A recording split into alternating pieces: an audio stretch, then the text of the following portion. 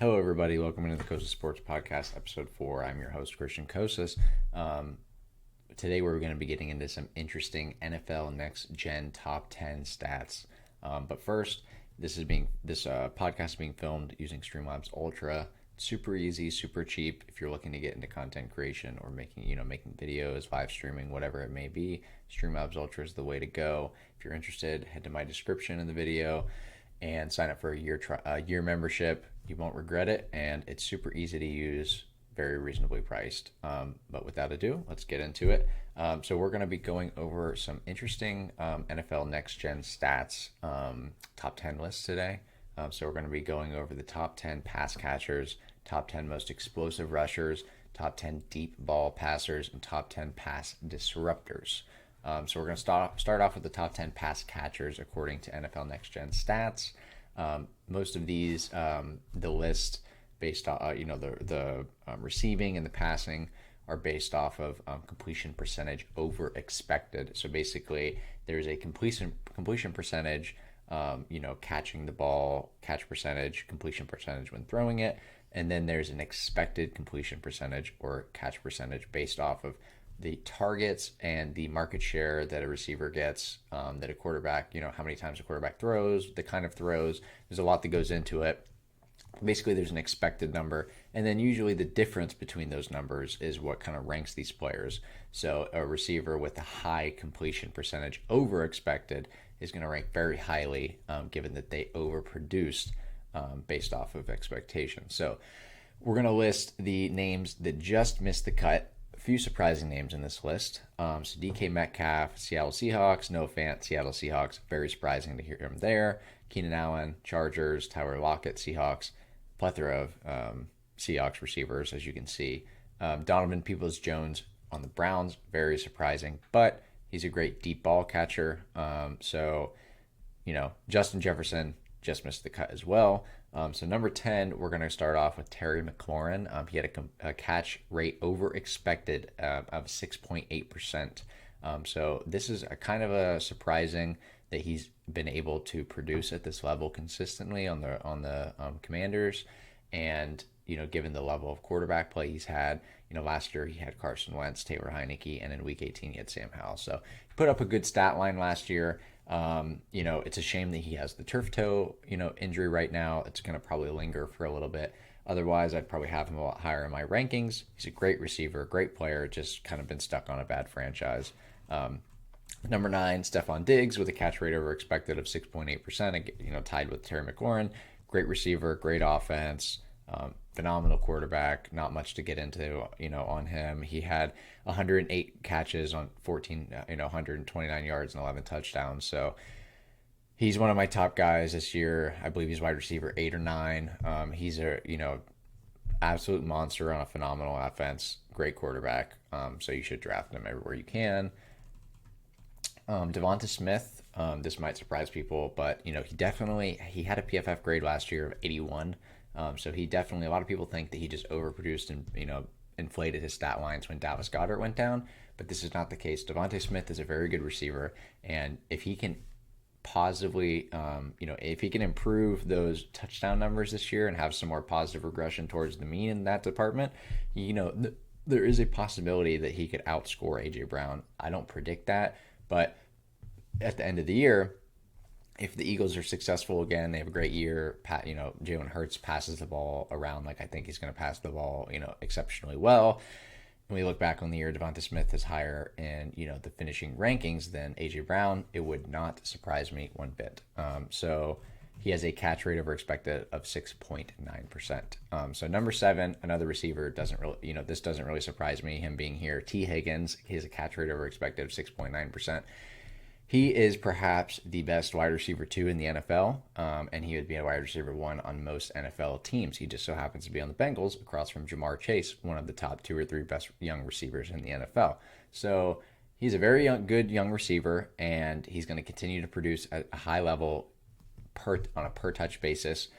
He's never really going to, amass this massive target share while Jamar Chase is there, but the touches he does get and the targets he does get are going to be very efficient. He's going to haul a lot of them in.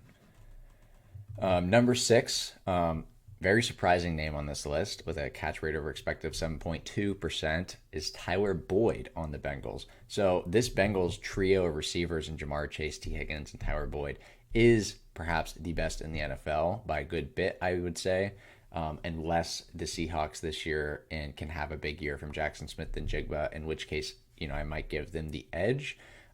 But for now, the Bengals have the best trio of receivers in the NFL. Tyler Boyd being 6th on this list with a 7.2 catch rate over expected, just proves that even further. Another guy that's not going to get a lot of targets and a lot of volume, but the targets and volume he does get are going to be efficient. He's going to do good work with them.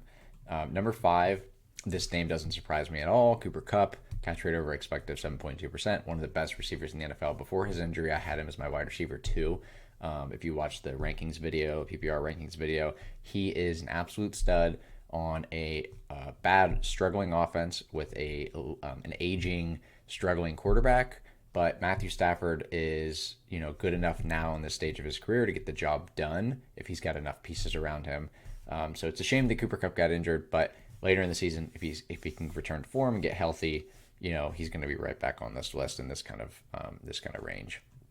This is a very surprising name to me at number 4, but Dallas Goedert with a catch rate over expected of 9.1%, jumping all the way up from 7.2. I knew he was good. I knew he was very efficient on his touches last year before he went down and in the postseason, but I didn't expect that he would be number 4 on this list. This is, just another interesting, kind of anomaly. And, these lists are very interesting in my opinion because you can kind of see some of the advanced statistics behind, and some of these players are a little better than we thought. Some of them are a little, worse than we thought. But like Dallas Goedert, he played a little better than we probably anticipated. Mike Williams, another surprising player on this list, 9.5% catch rate over expected. He's the number 2 in the Chargers offense. He's a phenomenal receiver. He's been extended. He's playing with a phenomenal quarterback, Justin Herbert, one of the top, 5 or 6 guys I have this year in 6-point passing touchdown leagues. He's going to have a great year. That offense is phenomenal with Keenan Allen, Austin Eckler, Mike Williams, Quentin Johnson. He can really kind of get open because the defense can't really hone in on him. But he's a great receiver, and this doesn't surprise me too much. But being number 3 on the list is kind of surprising. So I would expect him closer to the back end. Number 2, this player is going to have a big year this year. The offense as a whole is going to have a very big positive regression in terms of points scored, yards gained, passing yards, rushing yards. It's going to be a very good year for the Pittsburgh Steelers and this receiver, George Pickens, who has a 10.6% catch rate over expected. So another guy that didn't get a lot of targets, but he saw 84 targets and he caught 61.9% of them, and he was only expected to catch 51.4% of them. So 10.6% catch rate over expected. That's pretty high. Number 2 on this list. Phenomenal young player. I don't really necessarily agree with Ryan Clark saying he's more talented than Justin Jefferson, but he's very talented and he's got a very bright future in Pittsburgh. And number 1, this is perhaps the most mind-boggling anomaly on this list or on any of these lists, but Richie James, when he played for the New York Giants last year, he had an 11% over catch rate over expected. He was expected to catch 70.4% of his targets, and he caught 81.4% of them. So I knew that he played decent last year, but this was very surprising to see that Richie James is number 1 on this list, and perhaps the Chiefs got a good bargain on him, in free agency. So now let's talk about top 10 deep passers in the NFL. There's some surprising names on this list as well. A lot of names that you obviously would guess, but let's start with the guys that just missed the cut in Mac Jones, Taylor Heineke, and Justin Herbert. Justin Herbert seems like he belongs in that kind of tier to me. Justin Herbert, I would think, would be actually on this top 10 list, but Mac Jones and Taylor Heineke, I would not have guessed that they would be sniffing anywhere near this top 10. So Josh Allen, number 10, phenomenal quarterback, perhaps the strongest arm in the NFL. It's between him and Mahomes, whoever, there hasn't been a competition yet, but there should be, in my opinion. But his passing score on deep attempts was 93, and his deep completion percentage over expected was 1.3. So definitely, have a great deep passer, very strong arm, very accurate. And Joe Burrow, deep completion percentage over expected at number 9 of 9.3%, and is 96 on his passing score on deep attempts. Very good quarterback, obviously super accurate, not as strong of an arm, but extremely talented receiving core to back him up. Derek Carr, number 8. This one doesn't surprise me in the least. Deep completion percentage over expected, 3.5%, and 98 passing score on deep attempts. Derek Carr's always been a good deep ball thrower, and he's frankly just been underrated and undervalued throughout his entire career. The guy has had a phenomenal career outside of playoff success, but he's been a phenomenal regular season quarterback. Last year he had Davante Adams, who put up one of his greatest years yet of his career in terms of average depth of target, air yards. So he really supported Davante Adams in that sense, and he's a really good deep ball thrower. So New Orleans is one of the teams that I picked this year that might surprise people a little bit.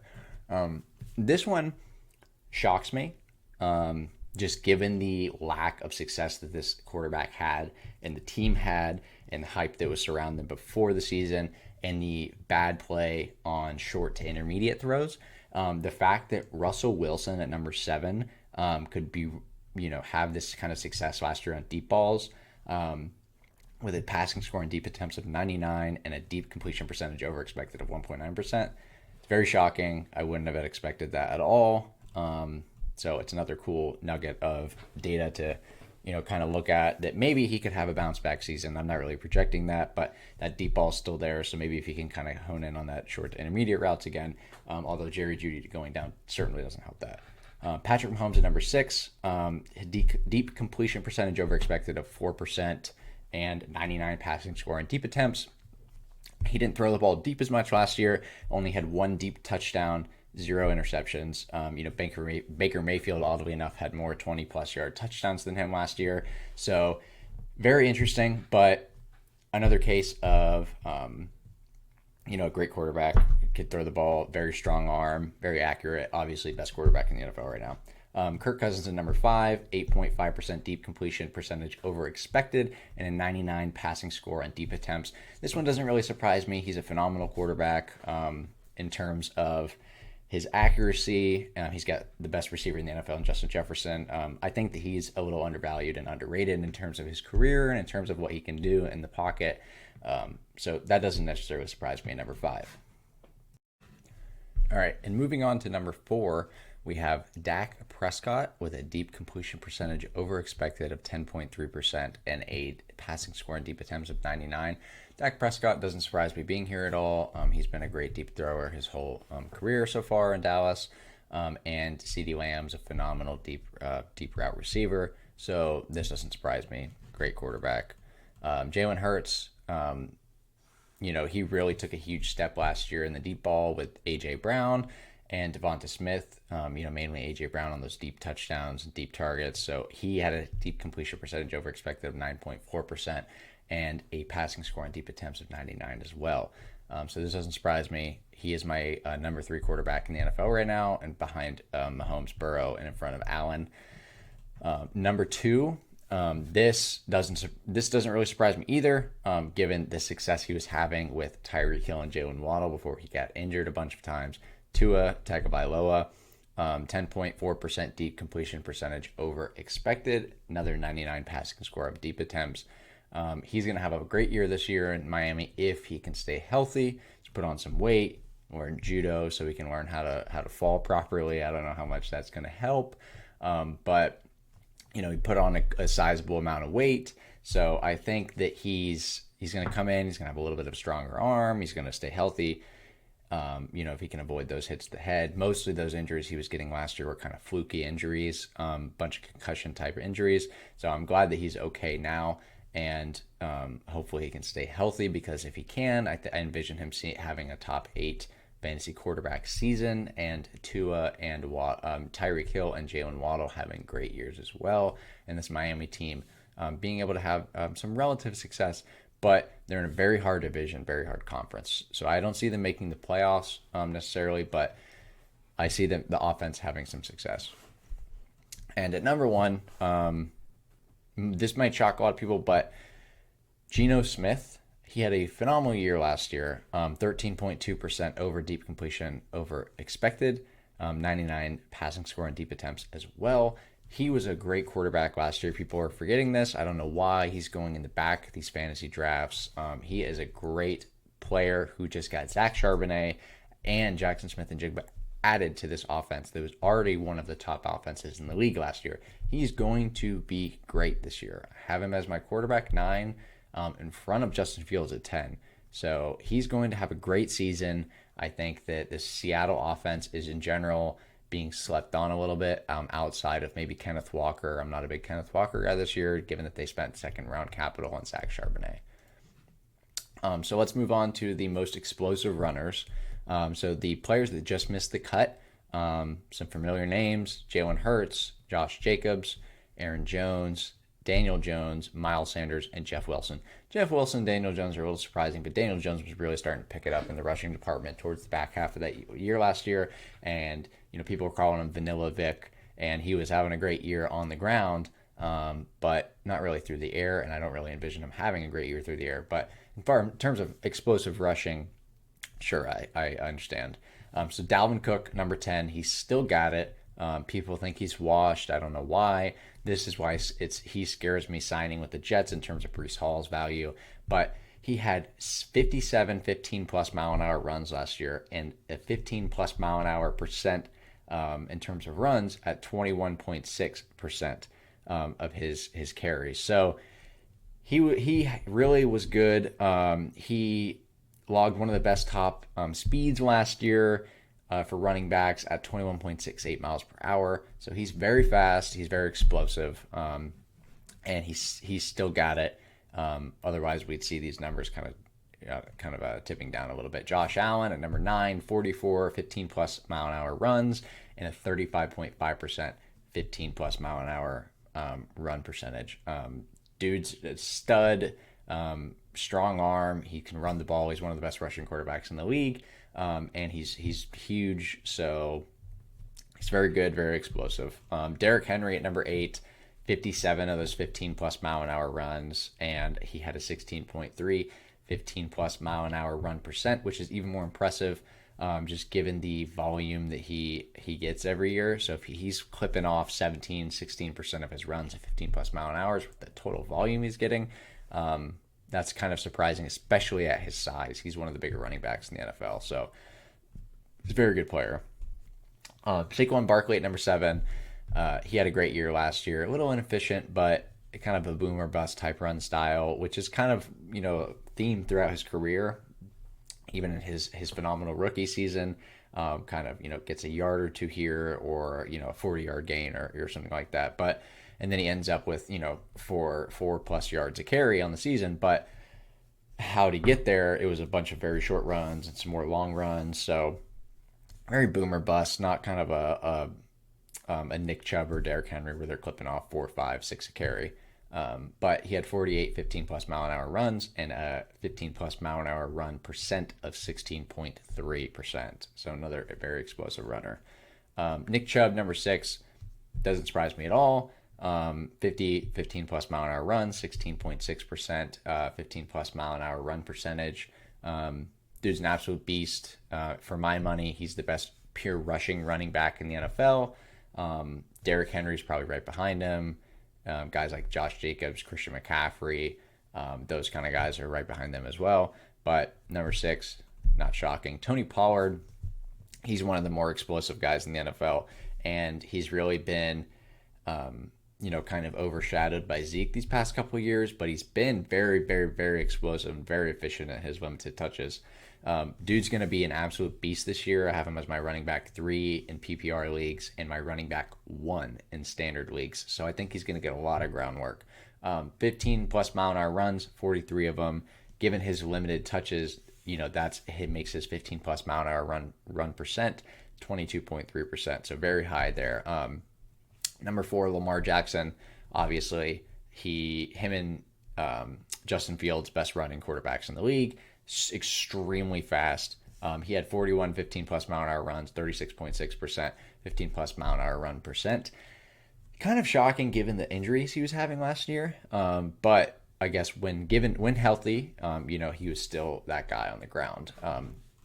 Number three, in his essentially a rookie season, his first year actually playing in the NFL after being drafted, is Travis Etienne at 56 15-plus mile an hour runs and at 25.5% 15-plus mile an hour run percent.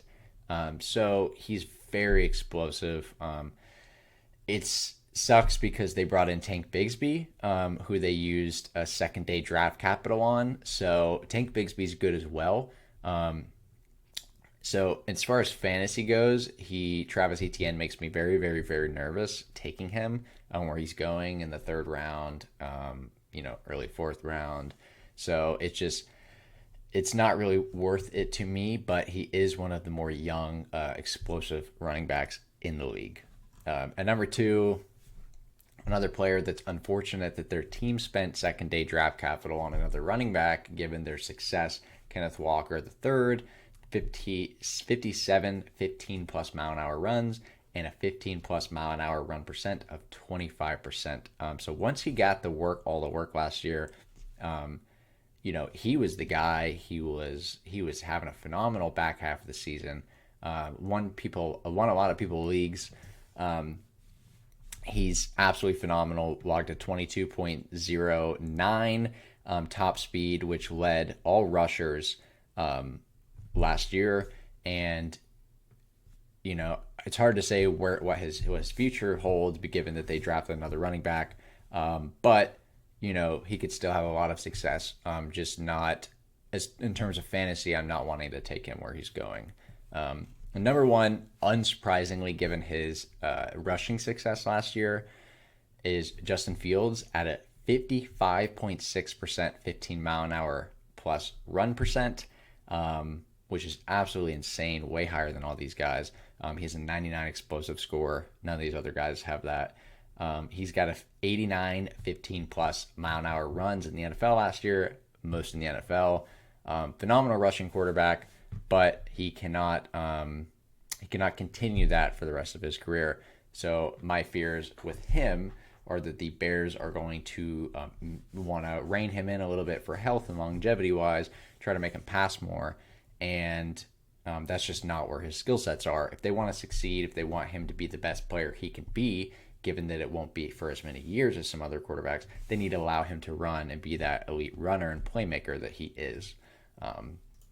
So now we're going to get into the top 10 pass disruptors in the NFL. So we've gone through the pass catchers, deep ball throwers, and most explosive rushers. So we'll start off as we did with the other ones. Honorable mentions, just missed the cut.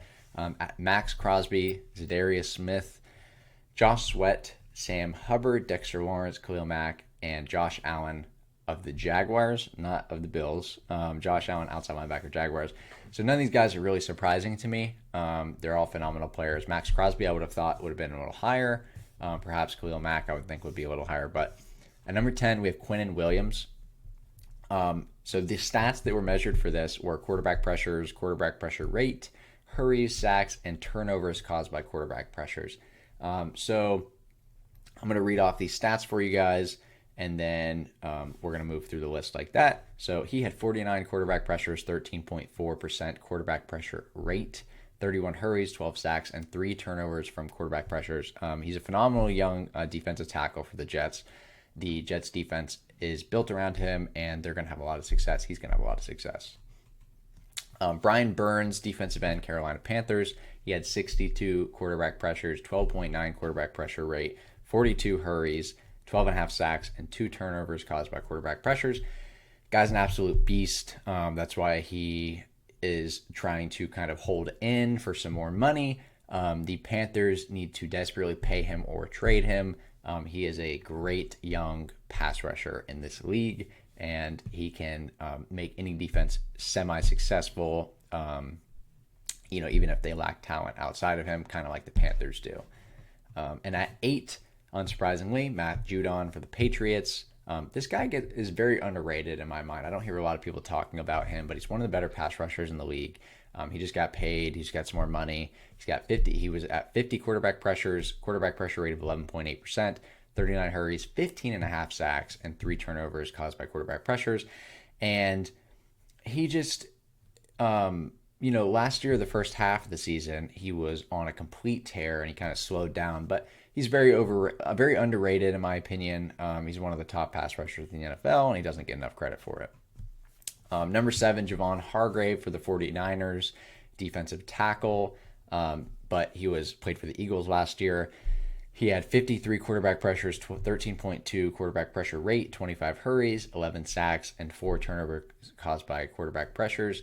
And just one of those pieces of the Eagles offense last year that were absolutely crazy and put up that massive sack total. So completely understandable. Number 6, Alex Highsmith, outside linebacker, Pittsburgh Steelers, 63 quarterback pressures, 13.8 quarterback pressure rate, 34 hurries, 14.5 sacks, and 2 turnovers caused by quarterback pressures. This guy's very underrated as well, kind of like Matt Judon.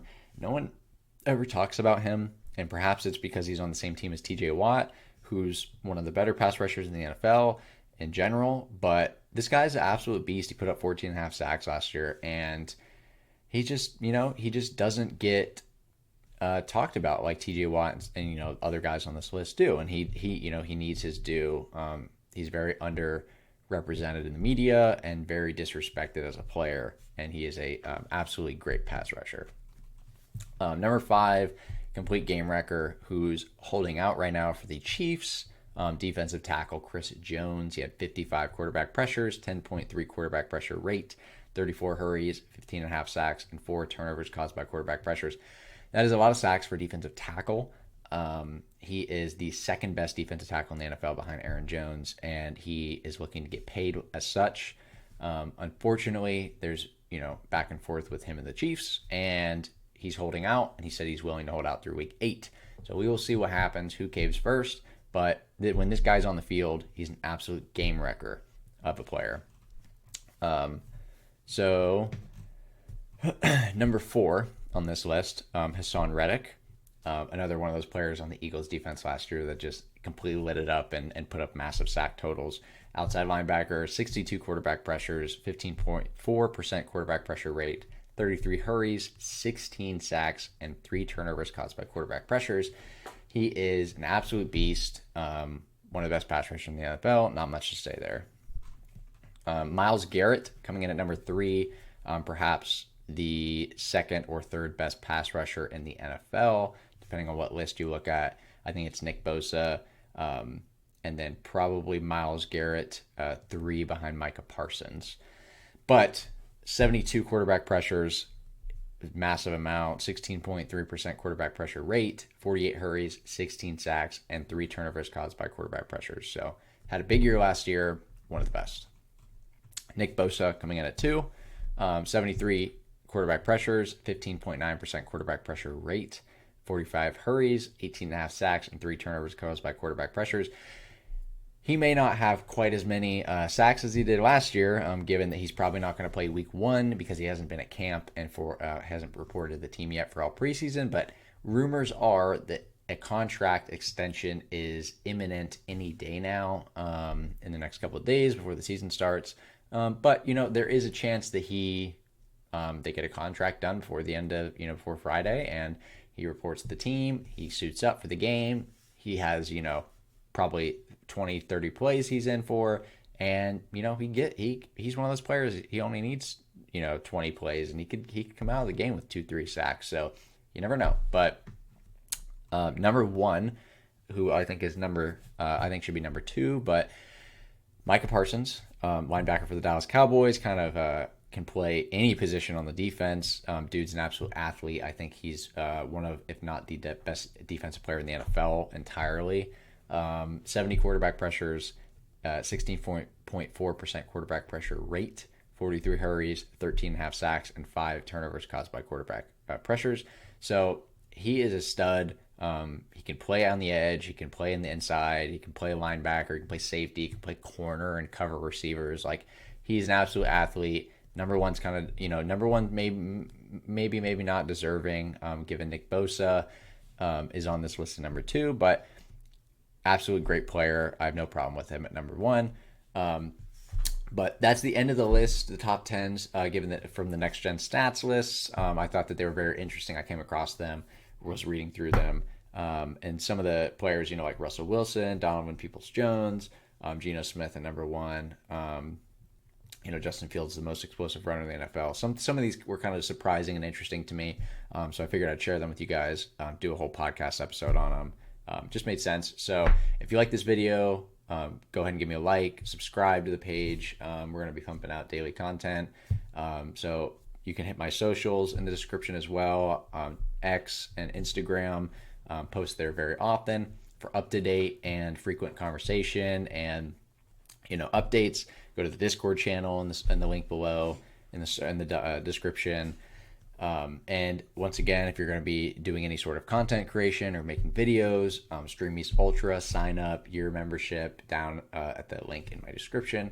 And if you like this, I will see you next time. I'm Christian Kocsis from Kocsis Sports. This is the 4th podcast episode, and I will catch you guys later.